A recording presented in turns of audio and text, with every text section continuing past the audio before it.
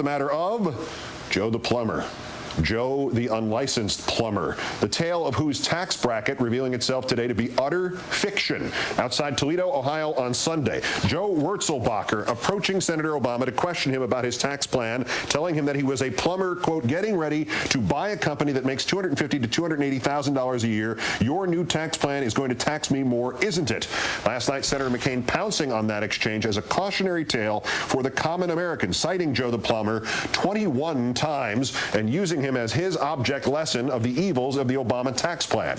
Except none of it adds up. Joe the plumber is not licensed as a plumber. Joe the plumber has no specific plans for buying his boss's business. Joe the plumber's boss's business is not making $250,000 a year, but closer to $100,000. And buying it might be difficult because in 2006, Joe the plumber only made $40,000, a figure that would save him at least $500 a year. Senator McCain still plumbing the depths. The real winner last night was Joe the plumber.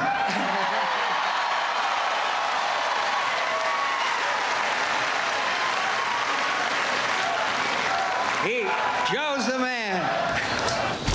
That means you finished second or third. Senator McCain adding that Senator Obama will, quote, take Joe's money and give it to someone else. We're not going to stand for that.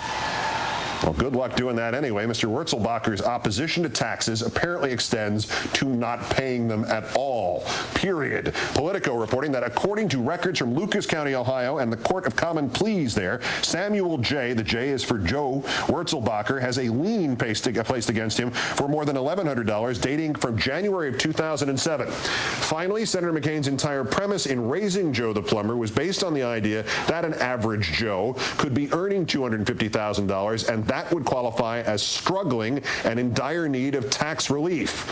Cue Senator Obama's response.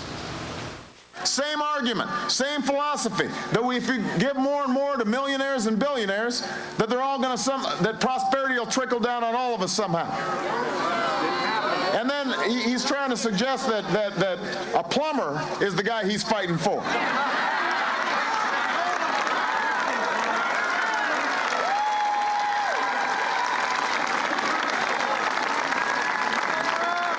Plumbers you know making $250,000 a year. Lots to talk about with Chris Hayes, the Washington editor of The Nation magazine. Chris, good evening. Hey there, Keith. So if Joe the non-plumber really was the big winner last night, what does that say about Senator McCain's candidacy?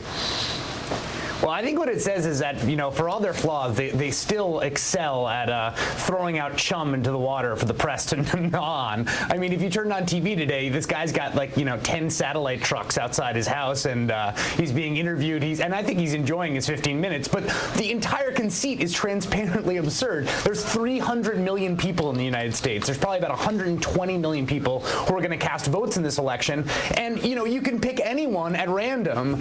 Senator Obama could have said, look, I have this supporter who is a young black woman in New York City who is, has taken out student loans to advance her education, and she's not going to get much help from McCain's plan. You can pick, a farm worker in California. The point, though, is that the McCain campaign understood the press has this obsession with the white male working class voter as somehow a stand-in for the whole nation, and they just sold that. And judging by 24 hours of the news cycle, I suppose it worked a little bit.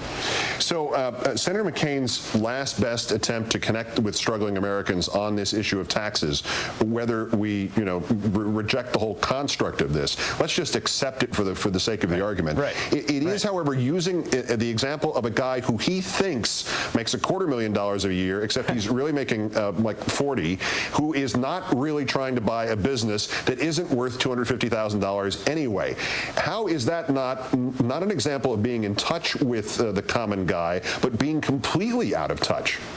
No, it perfectly sums up the entire mythos that this conservative populism functions on. And the point is that, even if he had this business that brought in $280,000, he would only be paying the higher marginal rate on the $30,000 above $250,000. But leaving that aside for a moment, there's this tremendous gap between the mythical creature of Joe the plumber and the actual real life guy. And we see this time and time again. Sarah Palin's a perfect example. And what it shows is that the modern Republican Party and the McCain campaign and the right wing are so much more heavily invested in a caricature of ordinariness than they are in actual real-life ordinary people. And that's, I think, the takeaway that's so perfectly illustrated by this. And of course, I'm just thinking suddenly of the old TV ads. You probably wouldn't remember these, with Josephine the plumber, but that's another story altogether.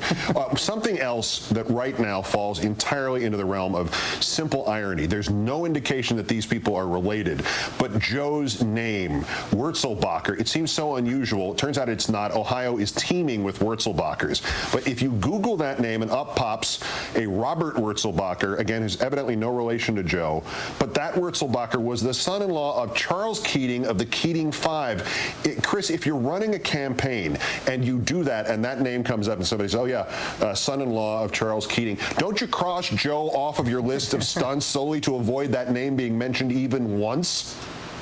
Look, I don't think they're putting that much thought into anything they're doing. I think this was winged. In fact, I actually think it was a little classless, honestly. I mean, you thrust this guy now in the spotlight. He's got satellite trucks outside his house. People are now looking at what his property records are. I mean, I think he's sort of enjoying it, and he, like you said, he was already kind of this right-wing talk radio sensation. But the fact of the matter is, like everything else in this campaign, I don't think a tremendous amount of forethought went into the Joe the plumber stunt last night. And between all that we know about this and the fact that indeed the right-wing radio yackers were talking about this guy before the debate, and the resemblance of this entire episode to your standard political plant gets bigger and bigger with every passing hour. You mentioned the term takeaway before. Is another takeaway here, yet another gimmick that got about as much vetting as the selection of Governor Palin did? Yeah, it was another gimmick, and again, they're all tactics and no strategy in the McCain campaign. So what do they do today? I mean, I suppose they won some kind of marginal short-term victory by eating up an entire day of the news cycle with people talking to this guy and looking at what his property tax records are. But I don't think it advanced the ball on a broader economic argument. Particularly, the delicious irony at the core of all this is that the guy is making $40,000 a year and would benefit more from Senator Obama's tax plan. I don't see how they didn't just shoot themselves in the foot. No, see, I got it. It's coming to me. It's coming to me. For the next 19 days, voter of the day. Each day, John McCain announces some lucky voter who is really representative of why you should vote for him and not vote for Obama, and all the camera crews rush to that guy's house. It's like a and he cancels his campaign to go help them out. That's right. So you don't have to pay attention to McCain or Palin. You can just go visit Joe the plumber, or Jane Withers as Josephine the plumber. Chris Hayes of The Nation magazine. As always, Chris, great thanks.